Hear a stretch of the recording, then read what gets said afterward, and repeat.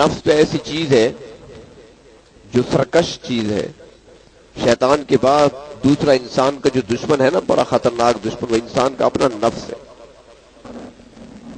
ایک روایت میں نے سنی تھی کہ جب اللہ تبارک و تعالی نے انسانی نفس کو پیدا فرمایا تو اس سے پوچھا کہ میں کون ہوں. پروردگار عالم نے پوچھا نفس انسانی سے، میں کون ہوں؟ نفس نے جواب کیا دیا؟ سوال تو ایک تھا کہ میں کون ہوں. نفس نے کہا انت انت و انا انا، آپ ہیں اور میں ہوں. انسان کے اندر جو میں ہوتی ہے نا، یہی تو نفس ہے. میں نے یہ کر دیا اور میں یہ کر دوں گا، میں وہ کر دوں گا. مجھے آپ جانتے ہیں میں کون ہوں. یہ میں جو انسان کرتا ہے نا، جب تک یہ میں نہیں مرے گی اس وقت تک کام نہیں بنتا، اللہ کی رضا نہیں ملتی.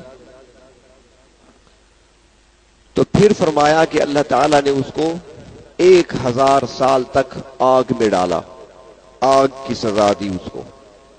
1000 سال کے بعد پھر پروردگار عالم نے آگ سے نکال کر سامنے کھڑا کیا. فرمایا میں کون ہوں؟ اس نے پھر کہا.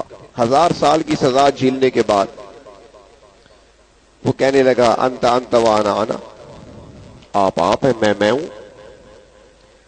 اللہ تبارک و تعالی نے اس کو پھر 1000 سال تک سزا دی، لیکن اب گرم نہیں، ٹھنڈی سزا دی.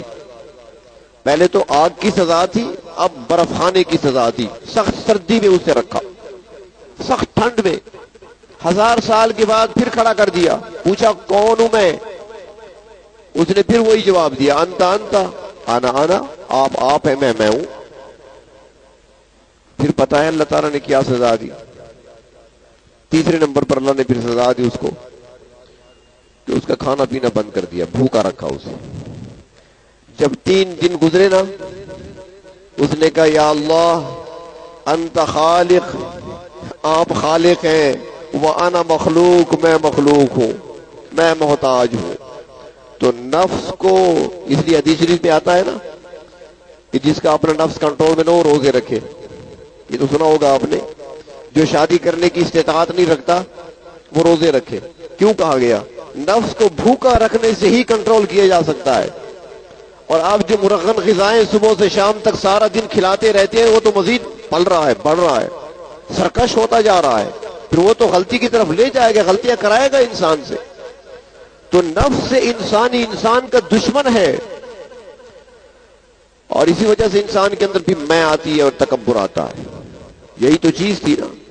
شیطان نے بھی تو یہی کہا تھا کہ میں بہتر ہوں آدم سے، میں ہوں، میں آگ سے بنا ہوں، میں اس کے آگے سجدہ کیسے کروں، ہمیشہ کے لیے مردود ٹھہرا.